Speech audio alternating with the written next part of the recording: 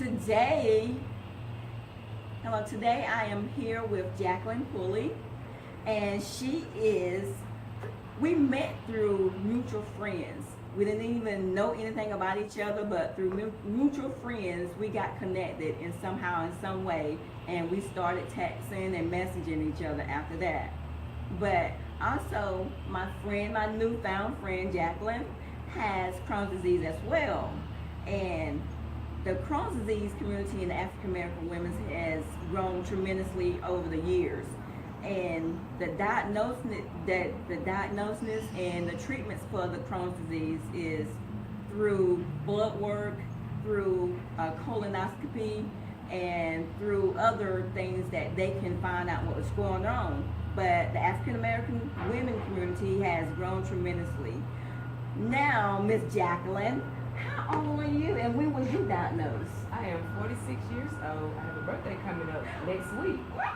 911. Yes. And I was first told in 1999 that it was a possibility that I had Crohn's disease. Yeah. But I wasn't actually diagnosed till 2007. Oh, what year you say it was? 1999. And you were just diagnosed in 2007. Really? Yes, 2007. So I went through all kinds of treatments, all kinds of different medicines, and oh my goodness. they were just telling me this was wrong, that was wrong. It started out, first of all, having hemorrhoid problems. Yes, that's one of the main things. It went from hemorrhoids to diarrhea. And they were saying it was the food, it was this and it was that. Yeah. So finally, one particular day, I just took sick and I couldn't take it anymore. Yeah. And I went to the hospital. I stayed in the hospital for like 3 or 4 days. Yeah. And a doctor came in and said, I have some news to tell you that you have Crohn's disease. Oh my goodness. I didn't really know nothing about Crohn's disease at that time. So nobody else knew anything about Crohn's that's disease. true. None of your family, because we are mainly about high blood pressure, diabetes, or similar stuff that African Americans just really know about. But with Crohn's, nothing. So I started looking up different things for myself, seeing different things that you can eat and things not to do and all that kind of stuff. Once I was fully diagnosed with it, I started doing Remicade. Okay. And I did Remicade for maybe 7-8 years. Oh, no problem. No problems, no flare All ups. of a sudden, had a flare up. Really? Goes to the doctor. He said, you got a flare up. Your Remicade is no longer working.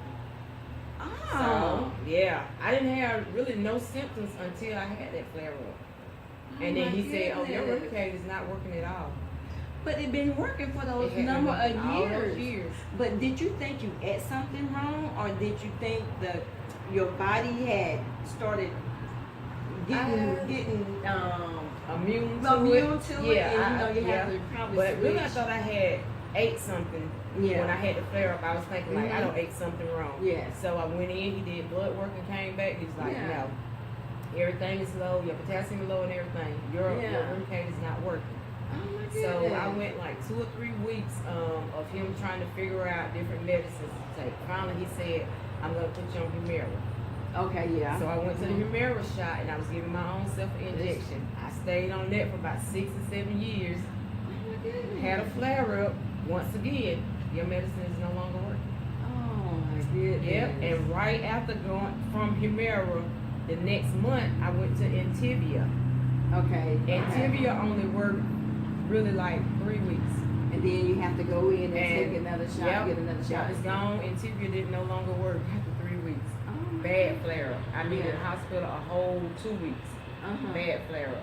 Oh my goodness. So finally I started the Stelara. And once I started the Stelara, I thought it was doing pretty good. I had a flare up.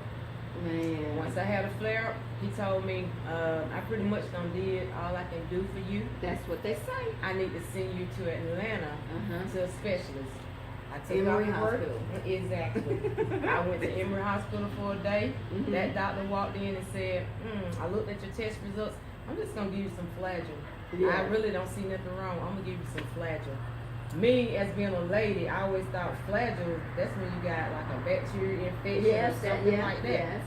Flagyl gave me yeast infection. And did you get thrust in the mouth? Thrust in the mouth Yes, and that's everything. it. Uh-huh. So I went back to my doctor and he was like, he didn't talk to you about surgery. I said, no sir, he didn't. 2 days later, I was in Greenville Memorial. Stomach hurt. I went to the ER, cramping.